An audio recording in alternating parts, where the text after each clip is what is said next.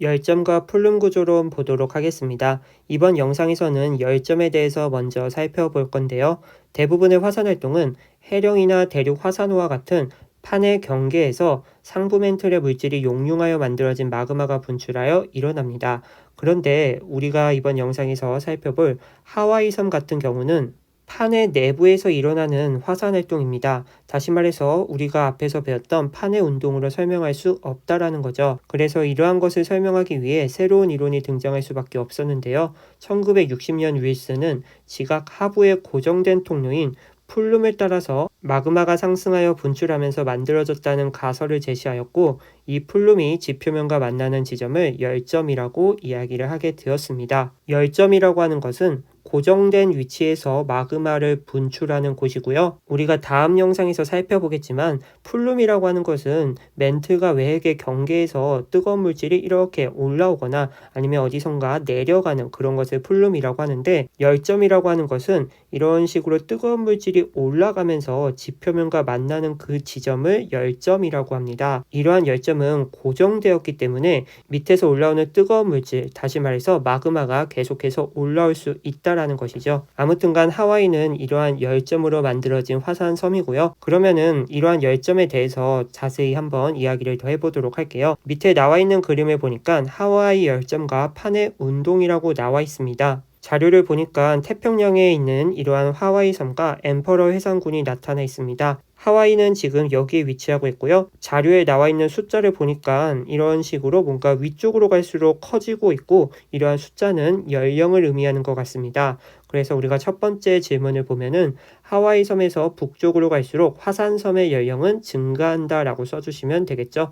지금 북쪽으로 갈수록 숫자가 커지기 때문이죠. 그리고 두 번째 질문을 볼게요. 하와이 열점은 하와이 섬 남동쪽에 위치한다 라고 나와 있는데, 이 그림을 보면서 이야기를 해보도록 할게요. 하와이 현재 여기에 위치하고 있습니다. 그랬을 때 열점이라고 하는 것은 하와이 남동쪽에 위치하고 있는데요. 방금 말했듯이 이 열점은 고정되어 있습니다. 그리고 밑에서는 뜨거운 마그마가 계속해서 올라오고 있고요. 그러면 이러한 마그마가 지표를 이제 분출하게 돼서 화산섬을 만들게 되겠죠. 그런데 이렇게 만들어진 화산섬은 시간이 지남에 따라서 판의 이동 방향을 따라서 움직인다라는 것입니다. 다시 말해서 이러한 화산섬들이 과거에 이 위치에 있었다가 판의 이동을 따라서 이렇게 점점 이동을 했다라는 것이죠. 그렇기 때문에 열점으로부터 멀리 있는 화산섬들일수록 연령이 많다라는 것이죠.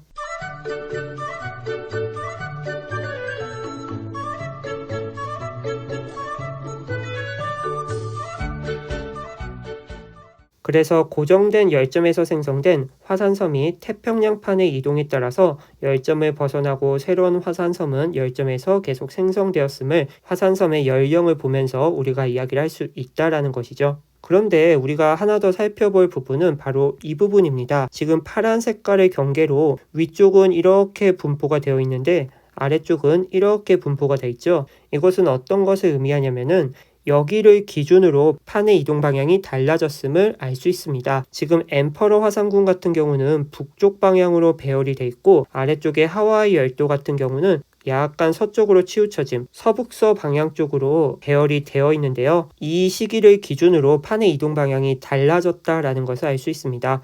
과거에 이러한 엠퍼러 해상군도 마찬가지로 이러한 열점으로부터 생성이 되었는데 4,300만 년 전에 만들어진 해산을 기준으로 그 이후에 열점으로부터 생성된 화산섬들은 서북서 방향을 따라서 이동했다라는 것이죠. 정리를 하자면은 엠퍼러 해상군은 약 4,300만 년 전에 만들어진 해산을 기준으로 분포 방향이 바뀌는데, 이는 약 4,300만 년 전에 태평양판의 이동 방향이 바뀐 것으로 해석할 수 있습니다. 그래서 이쪽 영역에 있는 화산섬들은 그때 당시 판이 북쪽을 달려갔을 것이고, 그 이후에 생긴 이 화산섬들은 판의 이동 방향이 바뀐 서북서 쪽으로 움직였을 것이다. 그래서 옆에 있는 빈칸을 보시면은 엠퍼러 해상군이 만들어질 때 태평양판은 북쪽 방향으로 이동을 하였고, 하와이 열도가 만들어질 때 태평양판은 서북서 방향으로 이동하였다. 그래서 우리가 이 자료를 해석하면서 방금 이야기했던 것들을 한번 정리해 보았습니다. 현재 지구상에는 40여 개의 열점이 분포한다고 알려져 있습니다.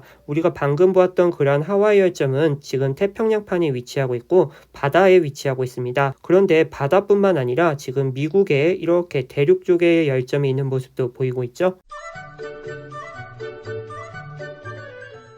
그래서 정말 다양하게 분포하고 있다. 우리가 참고로 아시면 되고요.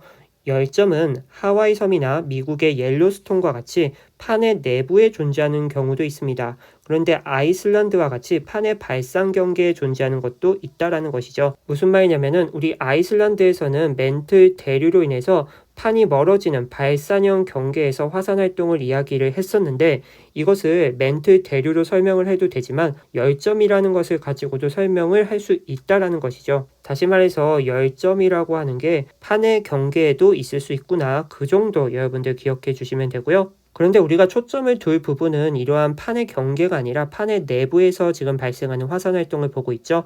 그래서 뒤에 나오는 이야기를 보면은 하와이 섬을 비롯한 일부 열점에서 생성된 암석의 성분을 분석한 결과 지하 약 2,900km 깊이에 외핵과 접해 있는 하부 멘틀에서 상승한 마그마에서 만들어졌다는 사실이 밝혀졌습니다. 정말 중요한 말입니다. 열점으로부터 생성된 그러한 암석, 우리가 뒤에서 이것을 화성암이라고 할 건데 이러한 화성암의 성분을 분석해 본 결과 우리가 앞에서 배웠던 상부 멘틀에서 뭔가 올라오는 것이 아니라 그것보다 더 깊이 있는 외핵과 접해 있는 하부 멘틀에서 올라왔다라는 것이죠. 그 말은 하와이섬 같은 열점은 판의 경계에서 이야기했던 멘틀 대류보다 더 깊은 곳에서 뜨거운 물질이 올라오는 곳이구나 라는 것을 알 수 있다라는 것입니다. 그래서 그것을 이제 플룸이다라고 이야기를 하자라는 것이죠. 그래서 이 내용은 다음 영상에서 더 이야기를 해보도록 할게요.